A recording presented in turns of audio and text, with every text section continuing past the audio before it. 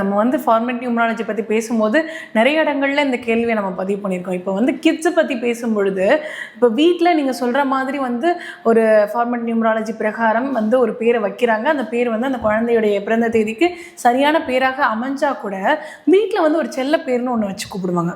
சில பேர் வந்து சிங்கக்குட்டின்னு கூப்பிடுவாங்க, என்னென்னமோ பேரெல்லாம் வச்சு கூப்பிடுவாங்க. அப்படி கூப்பிடும் பொழுது கூப்பிடுற பேர் தானே அவனுக்கு ஆக்டிவ் ஆகும். அப்படிங்கிறப்போ அது ஏதாவது பிரச்சனையே வரக்கூடுமா சார்? 100% வரும். ஏன்னா இவருக்கு நீங்க கரெக்டான கேள்வி. இவருக்கு ஆக்சுவல் பேர்னு ஒன்று இருக்கு. அப்போ அந்த பெட் நேமு, நிக் நேமு இப்படிலாம் இருக்கு. அதெல்லாம் உங்க டேட்டுக்கு கனெக்ட் ஆகுதான்னு பார்க்கணும். அதை கூட நம்ம பார்த்து தான் வைக்கணும். கண்டிப்பாக வைக்கணும். ஆமாம், சில பேர்லாம் பார்த்தீங்கன்னாக்கா அந்த கிராமத்து பக்கம்லாம் பார்த்தீங்கன்னாக்கா கடைசி பிள்ளையா இருக்கும். அதுக்கு குட்டின்னு பேர் வச்சிருவாங்க. அது என்ன ஆச்சுன்னு கேட்டால் அந்த பிள்ளை வளரவே வளராது. அது ஏன்னா குட்டினா சின்னது தானே.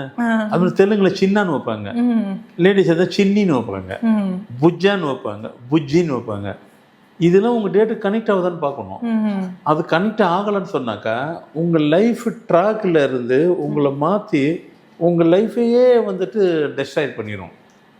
அப்படிலாம் உண்டு. அதனால் வந்துட்டு பெட் நேமு நிக் நேமு போட்டு கூப்பிடுறது உங்கள் டேட்டுக்கு கனெக்ட் ஆகுதான்னு பாருங்கள். கனெக்ட் ஆகிடுச்சின்னு சொன்னாக்கா அப்படின்னா என்ன, கனெக்ட் ஆகுதுன்னா என்ன அப்படின்னாக்கா நீங்கள் நியூமராலஜி இப்போ என்கிட்டே பார்க்க வரீங்க. பார்க்க வரும்போது நான் அதோட கொடுத்ததை ஃபாலோ பண்ணுங்கள். அப்படி இல்லைனாக்கா நீங்கள் கேளுங்க, சார் நாங்கள் பெட் நேமு நிக் நேமு இது மாதிரி வச்சு கூப்பிட்லாமா? ஏன்னா நீங்கள் பெட் நேம் நிக் நேம்னு சொல்கிறீங்க, ஆனால் கூப்பிட்றது இப்போ ஃப்ளோவே அது அதிகமாக அதுதான் வேலை செய்யும். அது கூப்பிடாதீங்க. உங்களுக்கு வச்ச பேரை கூப்பிடுங்க. உங்களுக்கு வச்ச பேருங்கிறது பேர் இல்லை, அது மந்திரம். அது